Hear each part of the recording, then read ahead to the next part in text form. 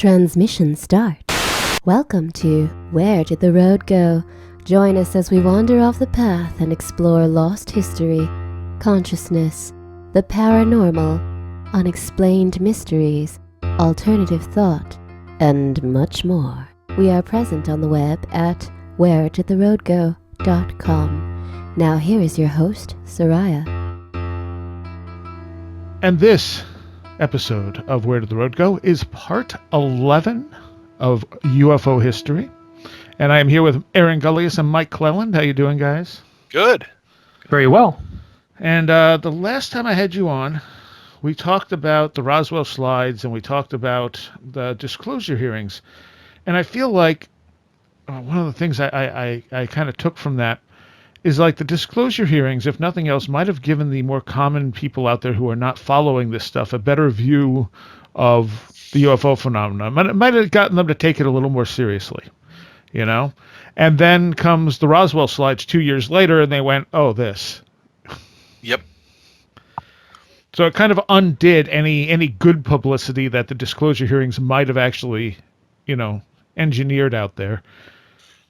Yeah, I think things like the Roswell slides, like the alien autopsy film before them, it isn't just that they do more harm than good. I think they actively undo good that's been done in the past. Yeah, it's... and therein lies the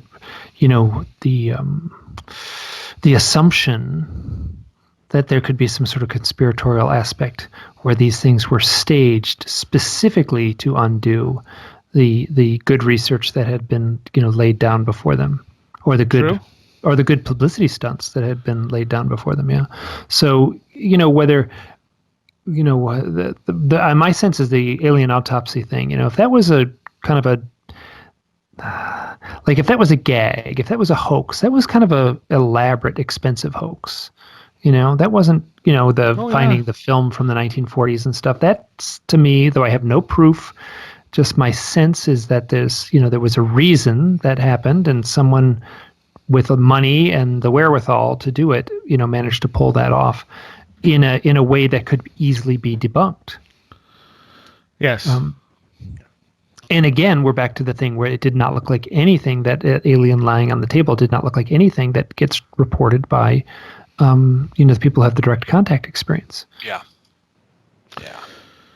All right, so we're up to the last couple of years now. There's been a few interesting things that have happened in the last few years. In 2016, Tom DeLong came out again in a disclosure type of thing, saying he had information he was picked to disclose to the general public. If people don't know who he is, he was the frontman of Blink 182 for a very long time, and he has a new band, I think, called Angels and Airwaves or something like that. I forget exactly what it is. Something like that, yeah. Which is all songs about this type of stuff. And he's also that's gotta get old. He has a book out called Secret Machines as well, with AJ Hartley talking about this stuff. And my feeling, if I'm understanding it right, is the book is fictional. The book is fictional, and yes. I have the book. I've attempted to read parts of it, and I'm talking having not read the book. But the first thing I did actually when I got the book is I got it on Kindle, right? And I searched out owls. I was curious if owls showed up, and they do actually show up twice in the book, and they have nothing at all to do. It was just like a little set piece, Someone mentioned, like they were driving at night and there was an owl, but and it didn't have any. There was nothing that happened after that. But it's a lot of so the book is fictional. The second book came out. Oh God, I should know what the second book is called now. And that was written by Peter Levenda. So yes. Peter Levenda. So there's a very strange set of like promotional pictures where it's Tom DeLong and John. But which is Podesta? Is he the fellow? Yes, the guy pushing for disclosure in the Hillary Clinton campaign, right? Right. And so it's John Podesta, Tom DeLong, and Peter Levenda, all in this kind of official-looking, kind of blue blood Washington D.C. Like lobby, and Peter Levenda has got some of the most dark, bleak, outlooks on the human or the American psyche. His that's dark stuff. Yeah. So I mean, he's talking it's just one step away from drinking baby's blood kind of stuff. But and so there there's the kind of grade B pop star. And a guy who's written about the occult underpinnings of the national security state, and there's someone who worked in the Clinton White House and was leading was playing an active role in Hillary's campaign, all sort of smiling at the camera like, here we're working on this big project all together. It just struck me as so weird. Yeah, and there's some elements to it just from interviews. I haven't read the book. I looked at the number of pages and kept scrolling to a different book. Over 700. Yeah, nobody's got time for that. But and was that part of the plan? I mean, there's got to be someone like in the. I mean, you don't have to be be in the publishing business for 50 years to kind of say, you want to write a. What was the Da Vinci Code? I mean, that must have been under 300 pages. You're going to write a zippy, fast-paced, adventure book. Publishers, they love about 240 pages. Yep, they've done lots of research about how much books cost to produce and how and who buys what length of books, and books that are too long. But this is one of those topics where you've got an inbuilt audience. But from what I've seen and read and interviews I've heard, there's also an undercurrent, in addition to all those very odd and slightly sinister things Mike mentioned. There's also this undercurrent of the government who's been keeping these secrets are actually the good guys, and we should be very grateful that they've done the work they've done. And so there's some cheerleading for the military industrial intelligence establishment that strikes some people as being a little come on, pal, you don't know you're being played. And that's that's one of the things is that I heard an interview with Greg Bishop. Was it on your show, Soraya? Yeah, we talked about it on the show. Yeah. And he's probably, as far as that genre of things, the sort of I'm being leaked secret information and now I'm going to share it with the world. He's got a lot of background in that, and yes, and it just everybody go read Project Beta. I always plug Greg's books instead of my own because they're better. But it's very much it's very much in that vein of, I'm being leaked secret information, but it's not disinformation. Well, how do you know? Because they told me it wasn't. Yeah, exactly. Yeah, Richard Doty stuff. This very naive. There's just a lot of good guys in the government who are trying to get the word out to the people. Sort of things like, well, honestly, if you're really a good guy in the intelligence business, you're probably trying like hell not to let stuff get out. But it's anything in an ideal intelligence world, anything they tell you is what they want you to think and what they want you to know, not necessarily the truth. And they've got agendas, and I think it's fascinating. I kind of want to read this Secret Machines book. God's Man and War, I think, is the first one, and there's Chasing Shadows or other way around. I don't know. Yeah, Chasing Shadows is the first one. Yeah, there's like Secret Machines Book 1, Chasing Shadows, and then Secret Machines, Gods, and an official investigation of the UFO phenomenon. And I'm not sure And that's Peter Levenda's book, yeah. Yeah, that's the DeLonge and Levenda with the Jacques Vallée forward. And that one's only 454 pages. So, good Lord. That's and Jacques Vallée doing a forward to it seems odd to me. And I think my sense is just, this is, hearsay after hearsay after hearsay, that Jacques Vallée has somewhat distanced himself from the project. And though that's hearsay. Hey, there's a series, I think it's a 3-part series on Mysterious Universe, that podcast series out of Australia, and they have a website that hosts. Robbie Graham. Yep, Yeah. Robbie Graham did a 3-part called The DeLonge Delusion. Yeah. That is required reading. The third part's out. I only read the first 2. I read the first 2 also, yeah. Okay. I need to find that third part. Yeah. Speaking of which, I just got Robbie Graham's Silver Screen Saucers book, and I'm right on. What did you think? I haven't read it yet. I just got it. And I just started. It's less than 700 pages. It is far less. It's outstanding. And I also, as an aside, just picked up Joshua Cutchin's Brimstone Deceit too. So I've got some good stuff on the reading pile. But anyway, he actually in the article sums up the claims made by DeLonge, which is that the UFO phenomenon is real, exotic technologies are involved. While non-human intelligences play a part in the long history of UFOs, the modern phenomena is more the result of top-secret human research and development programs. And finally, these technologies have been concealed from the public for legitimate national security reasons. Multiple nations have been long engaged in a secret Cold War struggle for access to and control of UFO technologies. Naturally, all this has far-reaching implications for global security. Yeah, it kind of makes me well up and proud to be an American hearing something like that. Yeah. So that's the myth. Yep. That's the myth that's being perpetrated in that's the myth that was in the what do you call it? The Transformers movies, that was Really?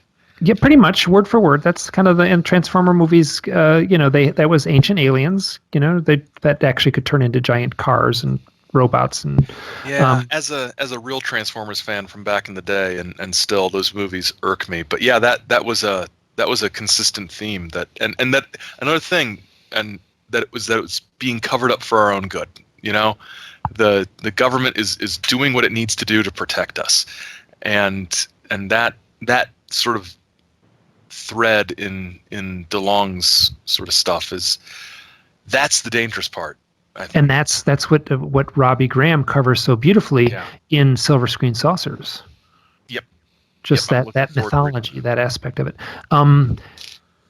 So here's the thing is, right? So I mean, this is a line straight out of the X-Files, in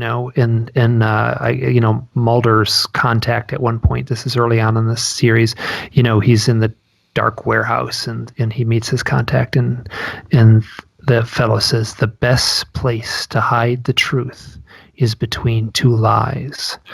And so that, so I'm like, well, if he is being fed all this stuff and, something's true, what's the true part? Is it so there's that kind of, I am intrigued just to play, to solve the puzzle, to, try to work on the crossword puzzle of what's real, what was given to Tom DeLonge and this the writer that he worked with, and to create this fictional story, and what's real, what's not, and what was he told was real and is actually not, just to throw researchers down blind alleys. And you got to feel a little bad for Tom DeLonge. I'm sure he believes what he's being told. I'm sure they went a far way to convincing him that what he was being told was the absolute truth. But I mean, what's this going to do to his life? Yeah. These situations don't usually go well, do they? No. It's you're being used and you will be used up. And when they are gone and they have no more reason to tell you stories, you are still going to be there and you are not going to know probably exactly what happened. And there's two possibilities, really. Either you realize that you've been had and you're living with that, or you think it's all true and you don't know why they don't talk to you, and you don't know what you did to make them stop giving you the information.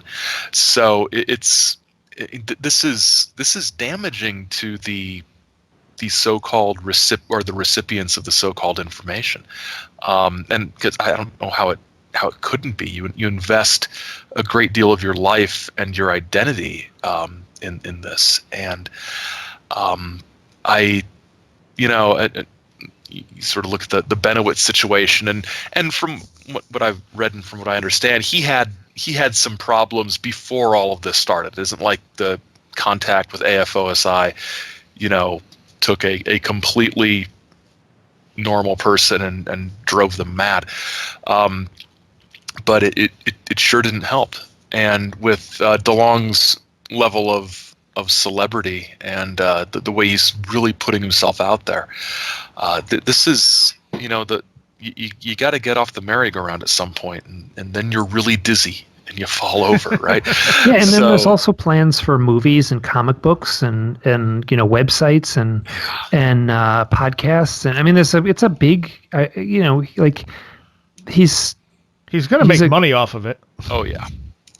Well, I mean, honestly, I have a slight insight into what kind of money gets made off of a book, and he might not make that much money off of it, So unless there's, I've been watching the, how things are selling on Amazon and stuff like that, and yes, it is selling, but he's not John Grisham.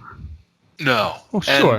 But if he's also putting out movie rights, and it's probably bringing more attention to his new band. Yeah. The money's in selling the movie options while it's hot.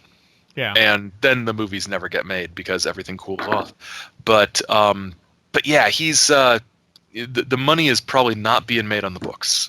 The money is being made on all the ancillary spin-off media that's going to come from, or the money's being made on, like, the film selling the rights to companies to produce things based on this, where he gets the money and they're stuck with the job of developing the property. That's the side of things to be on, is people giving you money for ideas that then they have to do something with.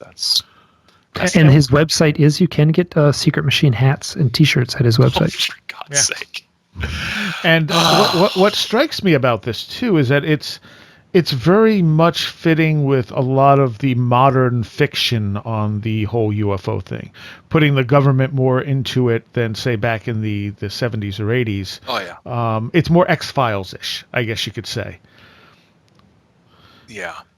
Yeah, it's building on this mythology of this late 80s and early mid 90s mythology of there has been a cover-up since the very beginning, and where everything is sort of not known, but everything is knowable. We can find out if we get the right information, if we get the right whistleblower, if we get the right witness. We can put all of this together in a neat narrative showing that this is when Eisenhower met with the aliens at Edwards Air Force Base, and this is when the aliens had JFK killed or whatever, and which is completely unlike the narratives that were actually going during the time, which is we all think there's something going on and the government hasn't got a clue, and so they're pretending like there isn't anything going on so they don't have to admit they don't know what's going on, which is more realistic, but doesn't sell books. Or it's a terrible TV show of another week where we don't know what's going on, after reading a bunch of reports. Actually, I'd watch that show. I would watch a show of a bunch of frustrated Air Force guys who are just like, what the hell?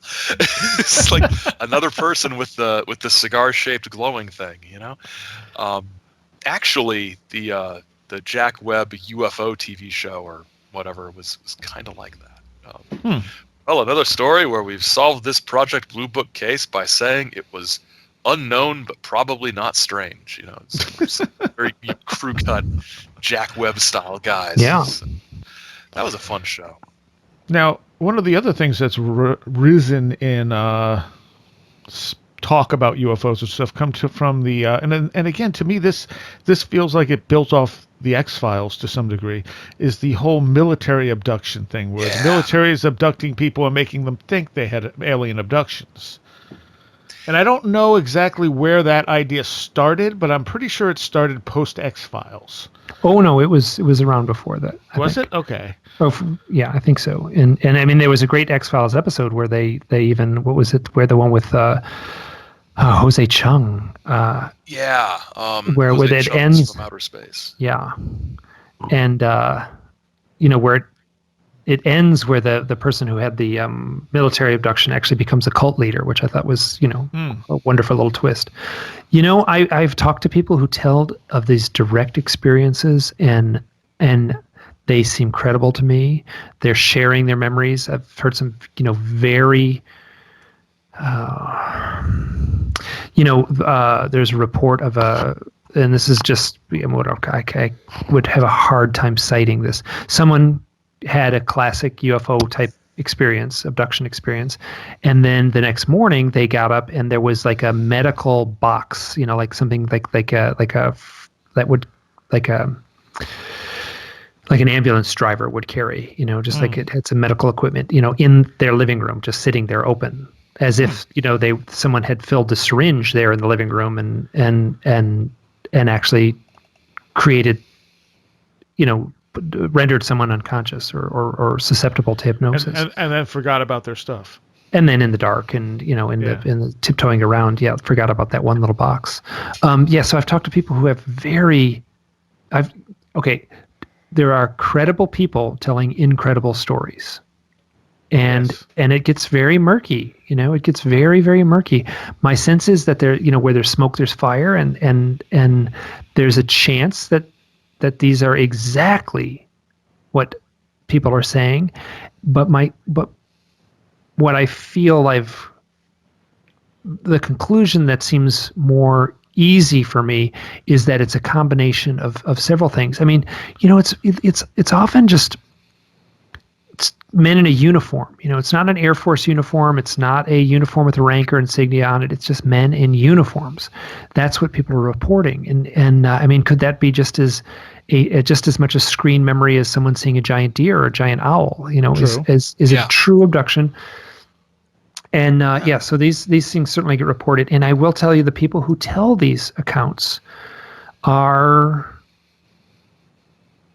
pretty anxious folks. I mean, if there's they seem traumatized. So if someone tells me a story like this, and they seem perfectly well adjusted and calm and serene, that would be a red flag. They tell me these stories, and they are agitated and frightened and confused, which seems to be that it doesn't seem like it's a form of mental illness. It seems like it's a form of trauma that they've endured. So so the military abduction thing is very curious. It's it's one of those things where the nuts and bolts, who is trying to mess with whose head sort of line of questioning, I always sort of come at some of these things with sort of, I kind of want to think that, this is that maybe certainly not all of the abduction type experiences people have are military or some other, black hat agency sort of operations. But then sort of the rational part of my brain kicks in, and I sort of wonder why the military would have to do this. There are federal prisons full of people. There are black sites throughout the world where enemies, real or imagined, are abducted and taken for various reasons, legitimate and not. It seems like the government or government agencies would have almost no shortage of people to do things to if they need to do some sort of strange experiments. So the implication is that these are UFO abductees. Some researchers call them re-abductions, right? So you have a UFO abductee who's abducted by the aliens on Monday, and we have to make the assumption that somehow this UFO abductee has been monitored, right? So there's like the black van parked down the street and around the corner monitoring this thing, and these people on the 24-hour watch, here comes the UFO, and the UFO, the abduction is taking place. So that takes place on a Wednesday. I have talked to a handful of people who've had these experiences, and one of the things they talk about is the aliens sort of say, "Hey, you want to fly the ship? You want to fly it? Come on, here, I'll show you. It's like, sit here." And then it's a completely hands off, or if it is hands on, it's basically just hands, palms down on a blank, table almost, or dashboard, and then they use direct thought to fly the craft. And I've heard I've read about a bunch of accounts like that, and certainly talked to a handful of people who tell exactly that. And then so these people would then be re-abducted, right? So they said they're abducted by the aliens on Monday, and sometimes Wednesday they send in the boys without any markings on their uniforms. They drug them, they take them off to a spot, and then they interrogate them, and often very, very harsh interrogation. And the question is basically, what do you know about flying the UFO? How does this work? Huh. Interesting. So that's That's one avenue of thought, and that story I've read, and I've talked to researchers who have talked to people. Though I have never talked to anyone directly who has had a U.S. government agent in a like a re-abduction scenario, like I just explained, ask about how to fly the craft. I've certainly talked to people who claim to have flown the craft in their contact experience. And then I've certainly talked to researchers who tell of working with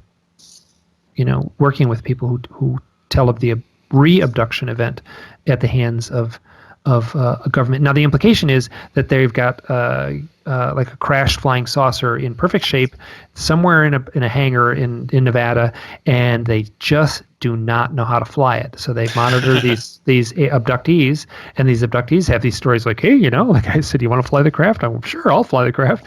And they fly it around, and it's just reminds me of like my big brother, like, you want to drive the car? Come on, why don't you drive the car? Really? Yeah. So it's got that kind of aspect to it. So, so that is, I mean, whatever, it's a rich, thick, complicated corner of the UFO research, and I summed it up in a way that was probably oversimplified in a way that doesn't do the real story justice. But that's in a way the thread that is emerging. That's that kind of thing. That's interesting. Although, yeah, the you want to fly the saucer. That sounds. I'm not sure. That's weird, but it's weird, but it shows up all the time. That's interesting. It shows up all the time. I like that. And it's all, and people are saying the same thing, and which is curious because in the Roswell, whatever the alien autopsy movie, right? There's not only do they have the funny scene of the six-fingered person lying on the autopsy table, they also have like a guy in a military uniform kind of standing in limbo there, harshly lit in black and white, holding up these little things that exactly match what Jesse Marcel Jr. claims to have held, which is little teeny, shiny, lightweight, look like aluminum I-beams, but when you zoom in close, they've got hieroglyphs on them. And they also have, he's holding up like what looks like a part of a tabletop, right? So it's the dashboard. It's this flat little piece of tabletop, and it has the imprint of a six-fingered hand. It's obviously that's what you put your hands on, right? So the six-fingered alien, he's driving his his special souped-up flying saucer. Then that's where he puts his hands to fly the UFO. So that was very curious to me, sort of having immersed myself in that aspect of the weirdness that the alien autopsy movie had, that hands-on, palms down on the control board, as I'm certain it was faked. I don't think it was a real thing. Right. That was, but whoever faked it, had obviously read the same stuff I read. Yeah. Yeah. So yeah, it's out there. Yeah.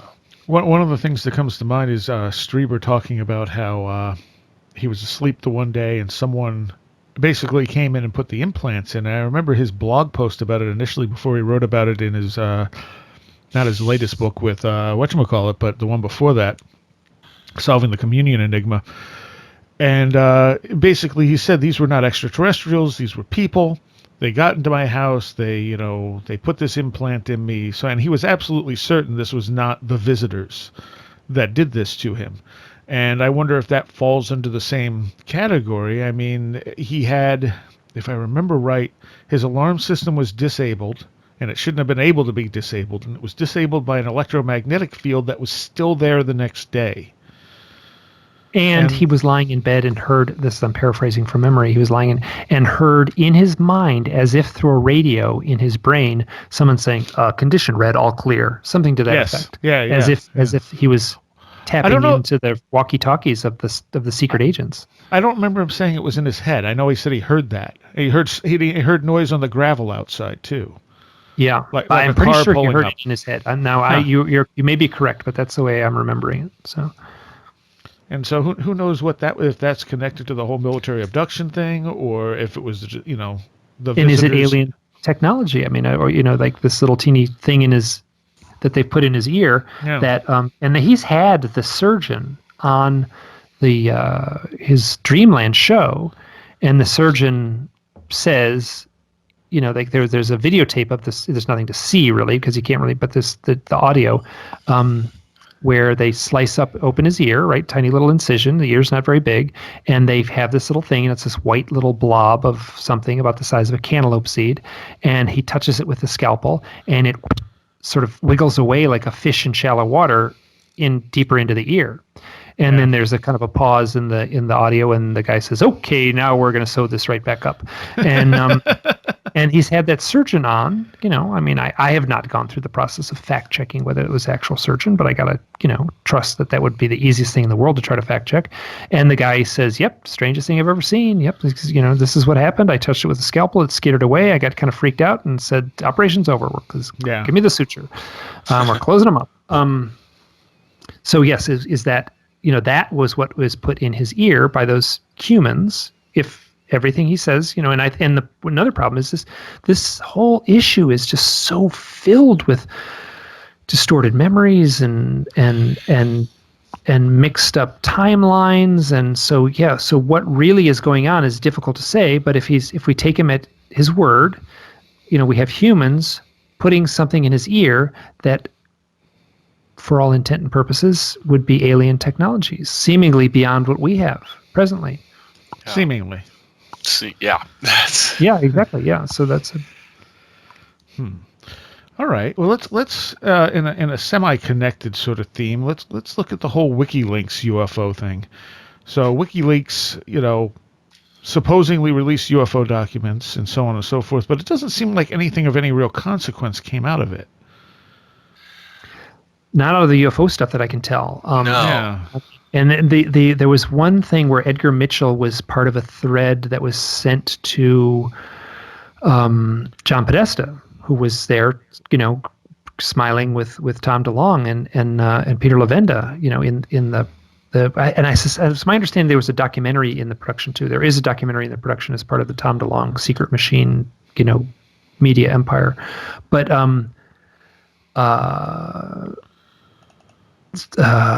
where was I? Oh, so the email was sent to John Podesta, and you know what? The problem I had with it. You know what? It looked like one of those sloppy emails that someone just forwards, right? So it's like you kind of get a forwarded email, and you kind of scroll down, like, wait a minute, this wasn't written by him. He's just forwarding this part, and it's like some other letter, and it's like this letter isn't even like he's using like a cut and paste of a letter that. There's a cut and paste, in my opinion, of what is clearly a letter written by Edgar Mitchell, one of the men who walked on the face of the moon. But it's nothing. It's like this. I mean, he has been talking about this stuff for a decade. It was a very succinct kind of, there's every reason we should be looking into these subjects, because now is the time, and we should just end the secrecy and strive forward and I'm doing this all paraphrasing from memory, but there was absolutely nothing at all in that email that he hadn't talked about publicly, Edgar Mitchell, and so it just seemed like a almost like a form letter that if he wanted to make his case, he would just cut and paste this tidy little 4 paragraphs. I don't have it in front of me, but so when I saw that thing, and I was like, the WikiLeaks email about that went to the right to the White House. I'm like, oh my God, this is like, this is the stuff that clogs my email inbox. This kind of stuff. There's nothing here. Yeah. I was just looking at one of it's one I sort of half remembered, so I went and found it. Some Podesta emails with some forwards and to the Clinton campaign and things like that back in 2015. Hillary was going to go on the Jimmy Kimmel show. And basically some staffers were saying, look, if you ask her about UFOs, because, everyone's like, it's anticipated he'll ask about UFOs because he asked Bill about UFOs years ago. And one of the staffers thought it would be a fun sort of thing if Hillary said, quote, Jimmy, if you talk about UFOs, people think you're nuts. You have to use the term UAP, unexplained aerial phenomenon. And then this is something the government should study. It was kind of a joke, right? It was something to get laughs to make Hillary look like a UFO dork on a late night sort of comedy talk show. And it's like I think this is at the Open Minds site where I saw this story, or Open Minds or something, one of those sites. And there's like, oh my gosh, reference to Clinton's UFO interests. It's like, yeah, it's a reference because much like a lot of these things, when it's revealed that so-and-so like John Podesta said something about UFOs, shockingly, given the percentage of people who are interested in UFOs and the paranormal, some of them are going to have jobs in politics. And, we're going to find out that they have an interest in this. And, just like any of us would if we had a job there, we'd sort of talk about it. Say, hey, do you know anything? Or let's talk about this, or let's talk about that. It's not evidence of secret chicanery or shenanigans. It's just people are interested in this, and those people are in power, and they're sending emails back and forth, and they're getting emails forwarded to them, like Mike said. Mm-hmm. And there's nothing. There's what's the line? There's no there.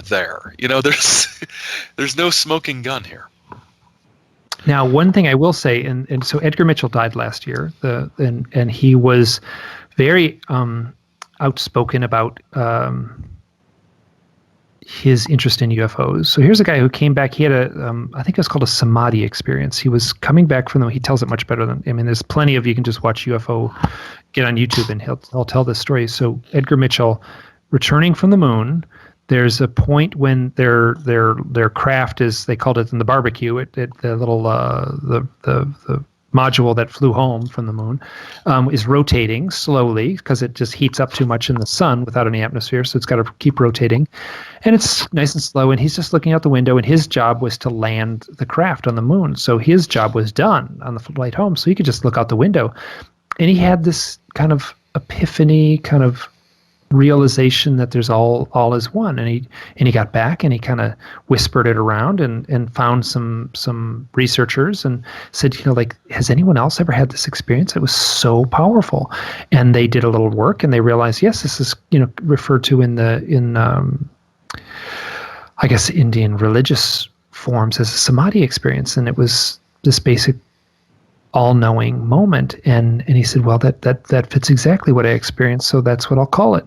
And from that point on, he started IONS, which is the Institute of Noetic Sciences outside of San Francisco, doing sort of research into the paranormal and consciousness. And but I'm going to be right, because I'm talking about someone who was a national hero, and at the same time, would go to UFO conventions. And I talk to a lot of people. So when I go to UFO conventions, I say, hey, are you an abductee? And you have permission to say that. And some people say, yeah, I am actually. And then you just start, you have a conversation with them, and that's what I do. And I would talk to these people, and on several occasions, I can't tell you quite how many, someone will say, oh, I have these abduction experiences, and who I'm friends with is Edgar Mitchell. He found out, I talked to him, and I told him my story, and then he started inviting me over. And so, and then I heard that from a handful of folks. So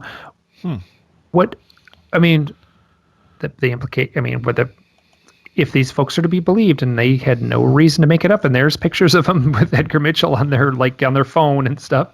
And, he's like a retired guy living in Florida. And, so he's having abductees come and visit him and hang out with him and spend the afternoon and have lunch with him. That to me is very interesting. So, yeah, no, definitely. What was the kid who was in the UK and hacked into the US? Gary McKinnon. McKinnon, yeah. Now this is actually something else this Obama was in office, and what was the prime minister before the present one? Cameron. Cameron, yeah. So Cameron was there. They were. So Cameron's making a state visit to the United States, and he's at the White House, and they had a little press conference, and it was sort of a pretty simple staged thing, and it was we just had this great meeting, and we're looking forward to working together, and we had a positive thing, and we resolved a lot of issues, kind of thing. And then they take some questions from the audience, and one of the questions was, what are you doing with? And no one mentioned the UFO thing. They said, what about the extradition of Gary McKinnon? And they fielded that question. They were obviously briefed on it. They may have even talked about it, and they just fielded it just as smooth as can be, both of them. Just like, well, we've both talked about that, and we talked about it in the thing, and the previous stance has softened somewhat, and that was when they kind of announced that they were no longer seeking extradition of Gary McKinnon to bring him from the UK back to America to stand trial for, what would it be, like espionage or something. Yeah. But so here's like Cameron, Obama, the reporter, asking a question. The reporter asks a question without mentioning UFOs. These guys answer the question without UFOs, just as smooth can be. And so whatever went on, they were briefed. They knew what the question was. They were, if they were expecting the question, they had it well rehearsed. And so just and that's where McKinnon's claim to have. And it's really interesting because he said he was smoking pot. He's autistic and stayed up late and smoking pot and on his computer. I think the smoking pot thing is correct. I remember that was, and he hacked into, I think, the Navy to try to find out about free energy and found a list of ships that had no classification in any way. And then when he looked at the pictures, he was looking at basically like, man-made flying saucers, and it was like the space fleet. And at some point, like they figured out, like, whoever the spies are on that end, figured out that they were being tapped into, and then click, he got cut off. And shortly thereafter, he was, there was a knock on his door. So he has no proof of anything, doesn't have a screen grab, doesn't have anything, but he wrote about and shared what he had seen. As part of his defense, he wanted it to be public and in the open. That was a decision made to share the stuff publicly, in the hopes that it would aid him in not being dragged out of the UK into Guantanamo, basically. Yeah. And if it's true, it's interesting. It doesn't prove anything, like a lot of stuff. It's just kind of one of those. Well, that's interesting, but what does it really say? Well, it says that the head of state of the United States of America and the head of state of the United Kingdom know all about it and spoke as eloquently as they could, and just gave a smooth answer and just let's move on. So that to me is interesting. Aaron? Yeah, that's that's much more about Gary McKinnon than I know. So, yeah, I think I remember the press conference though, and I was surprised. So I was watching some stream of news or something, and I heard Gary McKinnon. I was like, what? The UFO hacker? Because that's all I really knew about. But yeah, it was one of those things that, just sort of looking at it prosaically, just sort of demonstrates that, yes, politicians are briefed about every possible question they might be asked about any possible topic, and they know what to say and what not to say. Or the reporters are plants in the first place. Yep. And why would they? Yeah, maybe they just asked that question so it could be dismissed so that would, if someone in the back row was going to ask the same question and use the UFO word, right? So they may have got like, some guy in the back row is going to say, what about the UFO hacker Gary McKinnon? And then instead they planted the person in the front row who said, what about the extradition process for Gary McKinnon? Yeah. Right. Yeah. It definitely did give steam to the breakaway civilization idea. That there's that we have a whole group of people who are using much more advanced technology than are being shared with the rest of the planet, and have spaceships out there and all this other stuff, but it didn't really lend any level of proof to it, unfortunately. Yeah, it was another sort of, yes, that is a good supposition to make, that without having solid stuff behind it. All right, let's talk about, and I did a couple of shows on this. What I don't know exactly how to term it differently, but I want to say hybrids, but more modern hybrids. People who believe that they are part alien and part human, as opposed to the Bud Hopkins, where he would say the aliens are harvesting sperm and ova and stuff to create a hybrid child that is then kept on the ship. There are a number of people who now believe that they are part alien, part human, and I think there's other variations on this that are not alien necessarily, but let's deal with this version of the hybrid belief. And I know, Mike, you've met some of these people. Oh yeah, and I mean, Cynthia Crawford, I believe, is in that book. Now, Cynthia Crawford and I interviewed her, and she has a completely outrageous story until you've heard it a handful of times, and then you're sort of forced to pay attention. Now, she claims that, so I think she had this bugs me when I can't do this stuff from memory. My brain is so awash in this stuff that it's tough to remember every little detail. So she feels that she was a hybrid, and I asked her, did it take place on a ship? And she said it took place there was a mixing of alien DNA and human DNA, and she says it straight out, and that she is the product of this gene splicing. I will say that she is unusually tall for a woman, unusually muscular. She's probably in early 60s right now.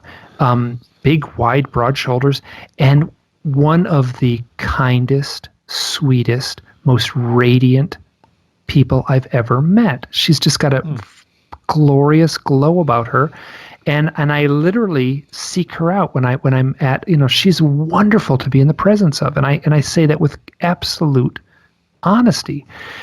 And she claims to channel. She makes these sculptures, and she claims to channel, some people will channel, the spoken word, or they'll automatic write on a piece of paper. But she claims that her sculptures are channeled, that she makes these little busts of little gray aliens, and she's got names for all of them and tells you exactly the galaxy they come from. And now, I suspect strongly that if they did a DNA test on her, which is very expensive, and I don't foresee anyone actually going to go ahead and do this, that, like Stephen Greer's documentary, she would come out as 100% human. And But there's this other side to the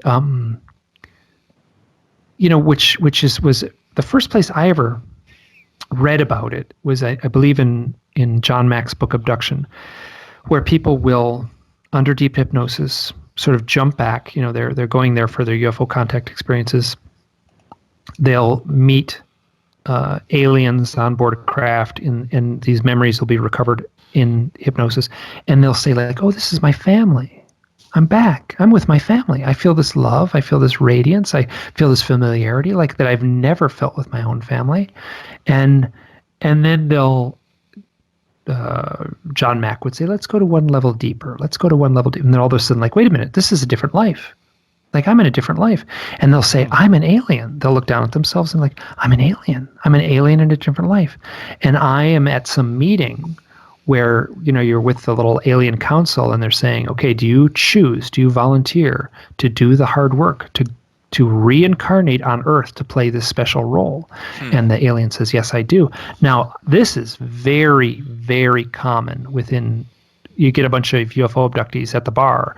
They'll say my real identity is family is my star family, and this is I just reincarnated here to play this role and to do this duty, and they'll just say it as straight can be, and I've heard it so many times that I know when it's coming, and I just don't even bat an eye, and I pay attention and listen. So there's this blurring. Now, when you say hybrid, is it a physical hybrid where they were actually born with spliced genes, or the same way that we have, I don't know, hybrid strawberries and kiwis in the grocery store? Some of that can be done through gene splicing. Some of it can just be through hybridization, through how the farmer would fertilize the seeds or the flowers. So it's very murky, and I think that within the UFO lore, there's this kind of echo chamber, that within the abductees, there's this kind of echo chamber where you just say it enough times and it sort of becomes truth, right? So you use the term DNA, right? My DNA has been upgraded. Oh my God, I cannot tell you how many times I've heard that. And maybe some type of upgrade has taken place. People say that, like, oh, I had a visitation and now I feel different. Like I have this, and usually it's around a sense of mission. Something changes, but they'll say my DNA has been upgraded. I don't know if that's true, and I understand if that's like a simple metaphor. It's treated as literal truth by a lot of people. And I can take a half step back and say, well, maybe not, but I understand what you're implying, though it may not be, we may not be able to look at the DNA under a microscope and see that it's upgraded. So this hybridization thing, which Barbara Lamb is, Yes. and Barbara Lamb she's an easy target because she's a therapist first, and she is not a scientist. And so she's just collecting stories and then sharing the stories that she uncovers, oftentimes through hypnosis. So there's all kinds of problems there. But I believe the people who are telling these accounts are genuine people, and they don't seem to be malicious in their lying. Let me say, that's a horrible way to put it. They don't seem to be malicious. They don't seem to have any malicious intent in what they're saying. They seem to say it from a point of believing it. So yes, I believe strongly that there could be a more spiritual or more soul-based, let me put it that way, blending of two separate species. Rather than this physical thing. So maybe I'm trying to simplify it in order for myself to believe it. But and then I will say that these people who tell these stories have had very, very unusual life experiences. Mm-hmm. Yeah, that sort of hybridization makes more sense to me than the idea that, well, we took an alien sperm and a human egg and we made a hybrid, because that just, honestly, as weird as it sounds, that seems less likely and less realistic to me than some sort of, if not spiritual or soul-based sort of, reincarnation or transplanting of experiences, of maybe a cultural hybridization. There's part of your consciousness that was taken away or sent as you're a mental exchange student from the aliens, and your consciousness was put into this human body, and so you have these memories and you have these experiences, but physically you are human. I think in a weird way that makes more sense to me than Me too. And it makes more sense to me, and I say that in a way because I don't want to have, these are nice people and I like them, and I don't want them to get the DNA test because I know it's going to come up as probably 100% human. That said, we talked offline about just one of the people that I have met, and she's a radiant person and doing really dedicated work with animals, and it's really, this is a person whose soul and mission on earth is in every way doing something good. Okay. And yeah, I think the spiritual level of that, I mean, it might be that they're part something else that they have no better anchor for in this reality than to say it's alien. And then that just kind of fills in around our current beliefs in the extraterrestrial culture and so on and so forth. And then that's where, that builds out. Not so much that they're inventing it, but it's just the way our consciousness parses it. Right. Yeah, that makes sense. Yeah. And I'm certain there's many, many more people that are in that book, that tell of these types of things. And one of the things that, and the implication is that there's also, along with that comes the indigo children or the star children. Right. Right. And they would be the same thing. They would be somehow genetically enhanced or upgraded. Genetics has a very, very defined meaning in a biolaboratory. It has a very much looser meaning at a UFO conference. So there's and this is, so here's another thing that shows up a lot. And you talk to a UFO abductee, and these people have these very strange experiences. And I've heard people say like, "Oh my God, this weird thing happened on the night my child was conceived." They tell like out and out, people in the room and abduction and creepy stuff, and that was the night the child was abducted, conceived. The child was conceived on that night, and this child later, graduates high school at 13 and is beats the chess master and then goes on to Ivy League school and majors in physics, and I've heard that story in one form or another many times. What does that mean? Where do we go with that? I had the woman I interviewed on here was Charmaine, who is in the book Meet the Hybrids. And at no point did I get the feeling that she was being deceptive in any way. I mean, it was very hard to swallow the story she was telling. But, like, at no point did she seem crazy. At no point did she seem like she was making it up. It's just I wasn't really sure where to put it in the box of, okay, this is very material reality, this is very symbolic reality. That it's kind of like I'm not really sure where this lies on that spectrum. Yeah, that's the problem. You get a credible person telling an incredible story. Yeah, and it's you get an incredible story being told by a non-credible person. That's one thing, So right. But it's very, very tough. Very tough. So let's jump to the other side of the spectrum and look at a couple of things that have happened this last year or so with space and aliens. The first one, of course, is this Tabby star. And this is the one where they're hypothetically saying, well, maybe it's a Dyson sphere around an advanced civilization and such. This was, I want to say this initially came out in 2015. And I'm guessing you guys have heard this, right? Yeah, I don't know a lot of details beyond, there's a star that went sort of weird, and they're like, well, maybe it dimmed or it got dimming over the decades. Yeah. So it was darkening, and then it's like, well, maybe it's a alien structure around it, or maybe it's not. Was it Yale? Was the scientist from Yale, Tabby? I'm looking it up. Yeah, I'm looking it up as well. Boyajian. Better than I could have done with that. Yeah, Tabitha Boyajian. Along with citizen scientists from the Planet Hunters crowdsourcing program.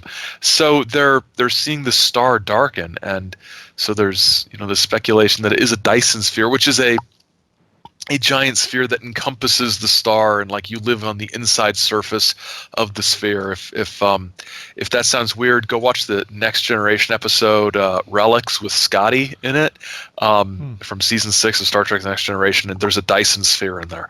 So all I know about Dyson spheres I know from that episode of Star Trek.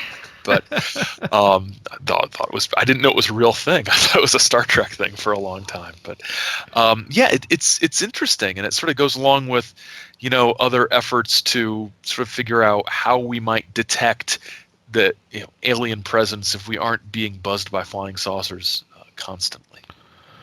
And Joshua Cutchin came up with an interesting question about this, and his thought is, okay, so let's say we can prove there's alien life out in the cosmos somewhere. What does that do to the study of UFOs? Like, do people then just start assuming that that's where UFOs came from? Do the weird part of UFOs just kind of get ignored even more at that point? I mean, what happens to the culture in looking at this idea? That is a really good question, because a lot of what ufologists talk about is, well, what would happen to our society, or what would happen to religion, or what would happen to science if we knew this was true, and that's a good way to turn around and say, well, what would happen to you? What would you have left? You have all these theories, and it's like, well, we don't know if your theories are right, but we know this is true because we've got these radio signals, we've found this Dyson sphere, we've found this planet that is so capable of supporting life, it would be weird if it wasn't supporting life. What would happen to ufology? The sort of gut reaction is it would be sort of, justified and strengthened and reinforced, but I'm not sure if it would be, depending on on what was found and what conclusions were drawn from that. Actually, what would happen is no matter what the conclusions were, ufologists would say that anything that changes what they think is clearly part of the cover-up, right? So they would keep the narrative going that the scientists are still lying about everything. But more honest ones would have some interesting conversations about where to go. And toward the end of last year, there was a team of astronomers who were picking up strange signals from a cluster of stars that they believe are actually aliens trying to tell the universe they exist. Yeah, this was strange. This was strange because, we've been sort of, ufologically growing up with Stan Friedman making fun of SETI, silly effort to investigate and, blah, blah, blah, blah. And it's like, and I've made fun of it too. It's like, in a much more sophisticated way, of course, by saying, why do we assume that other civilizations would develop technology like radio just because we develop technology like radio? Right. It's that sort of, Earth human-centric, human-centric, anthropomorphic way of looking at things. But hey, it looks like they might have found something.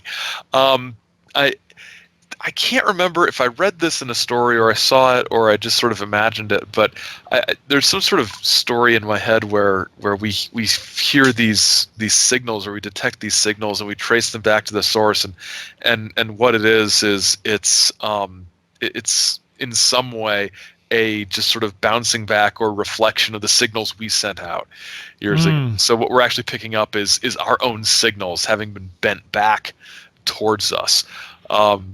Which is kind of a letdown, but yeah, it's interesting. It's interesting to see between those radio signals and the dimming stars Dyson Sphere thing. It's exciting because regardless of what this ends up being, it's something from outer space that that the scientific authorities might not have been expecting. I am fairly confident that there is extraterrestrial life out there. Oh yeah. I am not confident it's been here. It may have in the distant past, maybe not. And I don't necessarily think the UFO phenomena point to that. It could, but even if it does, I don't think it's in the nuts and bolts way of them flying ships here. Yeah. And you know what? It's sort of, after talking to so many people with so many interesting ideas about what this phenomenon might be, I would feel kind of let down if it were nuts and bolts spacecraft from another planet. I'd be like, that's it? It's just some people from two neighborhoods over who decided to visit? But there's so much more to the mythology. It's like the warring factions between the Arcturians and the Zeta Reticulans and the all taking orders from the light beings, and it's just and then so Ashtar much more than shows that. up. It's just all these different ideas about multi-dimensional universes and things like that. That if it was just a flying saucer, it would just be kind of almost prosaic, right?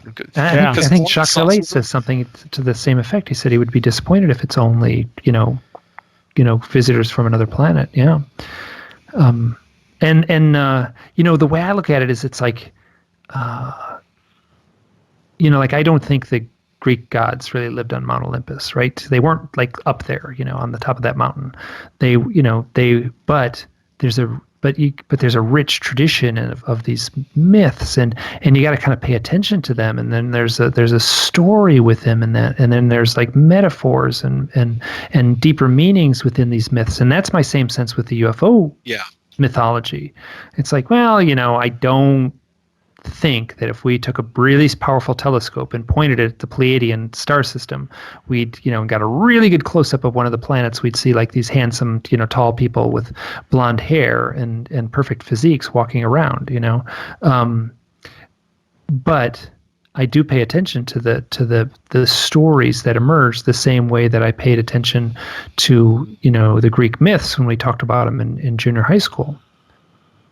Yeah, as scholars have said, it's a modern mythology, and it's got its supernatural figures, and it's got its human prophets, and it's got its cadre of believers, and it's got the skeptics who hammer away at its foundations, and it's got like evidence, physical evidence, and people telling compelling accounts of their experiences.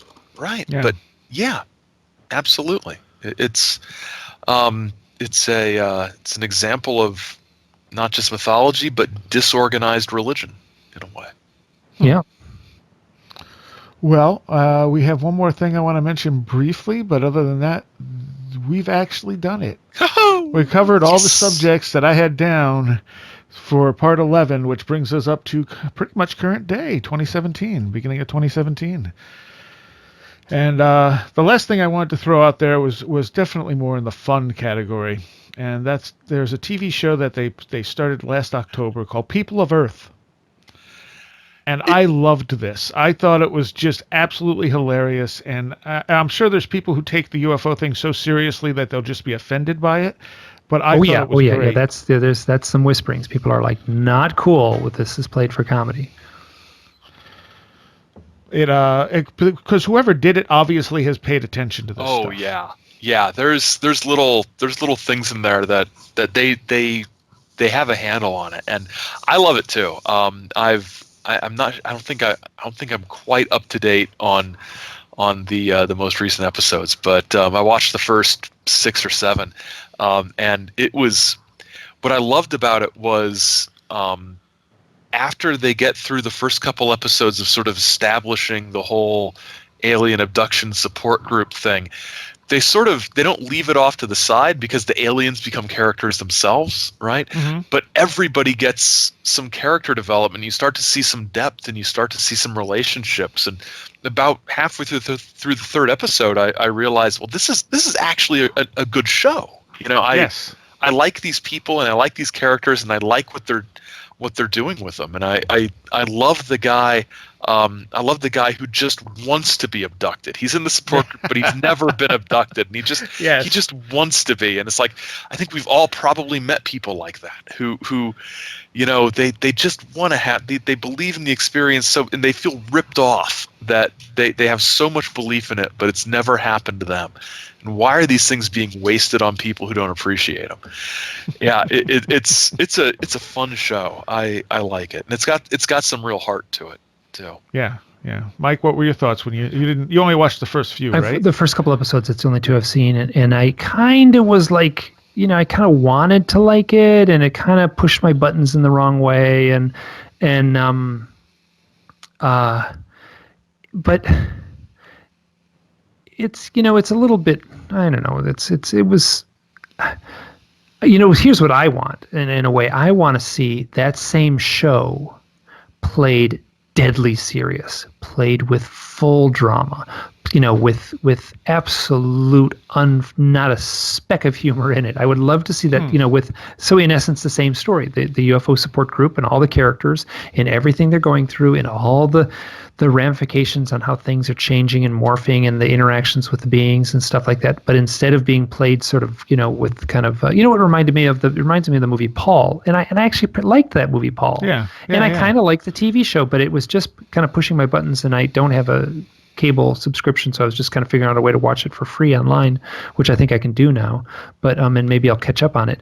But it I just think the more compelling thing, instead of playing it for laughs, would be to play it deadly serious, and just, to me, that would be exciting. Sure. But I think if they would I would wish if they did it deadly serious, they wouldn't do it the same way. Like in this, you're looking not exactly the same way, but you know what I'm saying. It's, to me, this is almost like a tongue-in-cheek poke at UFO culture. It's like they take all the cliches and they throw them out there. But at the same time, you have Wyatt Cenac's character who comes in going, this is nonsense. And then the more he gets involved in it, the more he's going, oh God, maybe this is not nonsense. Yeah. And then he starts remembering things through his entire life. And yeah, it's couched in that sort of comedy setting, but this is all stuff that has some basis in reality. I mean, where he's suddenly having memories of this lizard, alien, when he's a kid, and he's having all these other memories. He's like, what the hell's happening to my life? And that is kind of what an abductee goes through, even though this is done for comedy. Yeah, it's interesting that it's not so much poking fun at the experiences or the experiencers. It's poking fun at the attitudes that sort of build around, like you said, the culture itself. And then the individuals themselves are always, despite the humor, usually pretty sympathetic characters that you want to get to the bottom of their stories. I have been in UFO support groups and had abductee support groups and had someone use the term abduction, and then had literally someone, excuse me, we prefer that. Let's not use it. Let's just agree that we're not going to use that term. We're all on agreement, right? Right? And it was like, and that's an exact scene from that show. And I don't know how they. I mean, I'm sure that happens in every UFO support group on some way or another. Someone has a really dark experience. And I mean, I've literally like shouting matches have occurred in some of these things where one person has had this beautiful, blissful, angelic experience, and the other person has had the dark trauma nightmare experience. And let me tell you, they're not meeting in the middle ground. It's tense. So so that was very funny, that little first scene where they were like, he called it a UFO abduction group, and they all went, ooh, wait a minute, we do not use that term here. We are experiencers. So I mean, I liked it. I watched all the episodes. I enjoyed it, and it did get renewed, as far as I know. So. Oh, good. Well, then maybe I should follow up on it, because it is something that I took interest in. And so here's the thing. So the Ozzy Graham, right? That's his name. Who? Oh, the character. The character, yeah. Ozzy Graham. Now you write that on a piece of paper, and right below it, there's a UFO author, historian, researcher focusing on films named Robbie Graham. And a journalist basically, an investigative journalist. So there's two investigative journalists, one and they almost the same name, So that was something I thought was like, did that happen on accident? No, I don't think so, because there's so many little hints in there that these people know the UFO culture very well. I mean, I don't know who makes it, but there's just too much there to say it was just an accident. And honestly, to find all that stuff out, you could go on to 3 blogs and like spend the morning taking notes and get all of that. So yeah, but I feel like a lot of TV people don't do that. Well, they did it on this show. Yeah, I agree that they did it on this show. Yeah, they would just throw it out. Gray aliens are taking people. Instead, they have the Nordics and the Greys and the lizard people. It's like, oh, they included Nordics. That's interesting. that sort of struck me too. They have there's like this kind of like sex subplot where the women are. I mean, I know women who tell of like deep love for their alien suitors. So. Mm-hmm, mm-hmm. So I think there's a lot of legitimate reality behind what they're doing, and just kind of having fun with it. I don't think it's meant to be insulting to experiencers. I think they're just taking the subject and making it, it's Hogan's Heroes. The Holocaust wasn't funny, but Hogan's Heroes had a way of making it lighthearted and funny and making the Germans look silly. Yeah. Wow, I never thought of that. I never made the Hogan's Heroes metaphor, but and I've only seen the first couple episodes, and it was kind of, you could tell that they had the funny synchronicity thing being played out, and so someone did their homework. Yeah. Yep. All right, guys. Well, thank you very much for this 2-year-long series. No problem. It's fun. And we're going to come up with a way to bring you two back together. We had some ideas we were talking over. To do other segments, obviously not UFO history, but things from UFO history.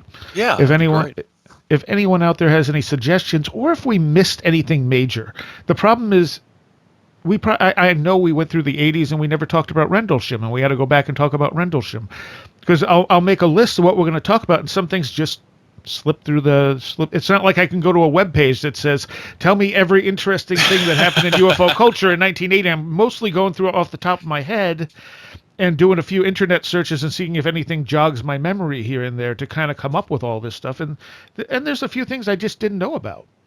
So I'm sure we missed stuff. But, there's 11 episodes out there that are mostly about an hour and a half each.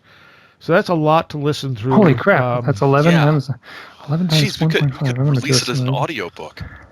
Yeah, pretty much. But so this has been fantastic, and I'm really glad I brought you two together. I had you both on the first one was in February, but I had you both on in that December previous, and you were both my favorite interviews in a while, and I was just like, oh, these two are going to mix so well, and you did. Yeah, Michigan. Yeah, that's what it is. Yeah, it must be. Michigan people. Because even though you're coming from completely different viewpoints of this, it just, I think that's what makes it work. Yeah. Yeah, bald Michigan people. We're bald. Yeah, that's it. Yeah, two bald guys who are connected to Michigan. It's how could it not work? Yeah. All right. So when people want to find you online and yell at you for things you've said, Aaron, where can they do that? They can go to Facebook and look for Aaron John Gulyas, and my author page will show up, and there I am. All right. And Mike? You can Google Mike Clelland Owls, and I'm the first thing that comes up. Or you can go to hiddenexperience.blogspot.com. Awesome. Thank you guys so much. Thank you. Thanks so much. All right. So there you go. That is the end of UFO history with Aaron Gulyas and Mike Clelland. We'll come up with other stuff. I promise, because I like talking to those two, and I like the contrast in viewpoints, so they'll be back.